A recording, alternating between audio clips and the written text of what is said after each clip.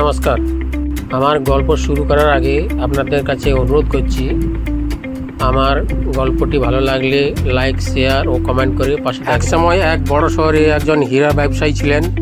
স্ত্রী ও ছোট ছেলেকে নিয়ে তার সুখী পরিবার ছিল।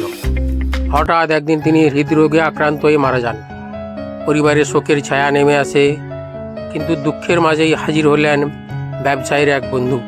তিনি দাবি করলেন মৃত ব্যবসায়ীর কাছে তার অনেক টাকা পাওনা আছে এবং কাগজপত্রও দেখালেন। কোনো টাকা বা ব্যাংক ব্যালেন্স না থাকায় ঋণ শোধ করতে পরিবারকে একমাত্র সম্বল দোকানটি ছেড়ে দিতে হয়। এভাবেই দিন কেটে যায়। ছেলে তখন খুব বেশি বড় হয়নি বা কোনো কাজও করতে জানে না। জমা পুঁজি ফুরিয়ে আসতে লাগলো। একদিন মা ছেলেকে একটি হীরার হার দিয়ে বলল, এটা বিক্রি করে দাও, কিছুদিন অন্তত আমাদের ভালোভাবে কাটে। ছেলেটি বাবার পরিচিত দোকানে গিয়ে হারটি বিক্রি করতে চাইলে দোকানদার বললেন, এখন হীরার দাম খুব কম, তুমি কম টাকাই পাবে, তবে চাইলে আমি তোমাকে দোকানে কাজ দিতে পারি, তাতে সংসারই চলবে।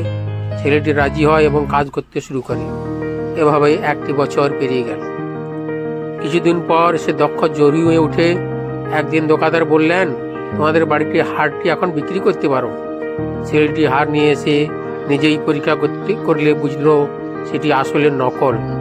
দোকানদার বললেন, সেদিনই আমি জানতাম এটি নকল, কিন্তু বললে তুমি বিশ্বাস করতে না, বরং ভাবতে আমি কম দামে ওটা কিনে নিতে চাইছি। শিক্ষা হলো, খারাপ সময়ে মানুষের সত্যি কথা বুঝতে পারে না, ভুল সিদ্ধান্ত নেয় এবং সম্পর্কগুলো নষ্ট করে ফেলে।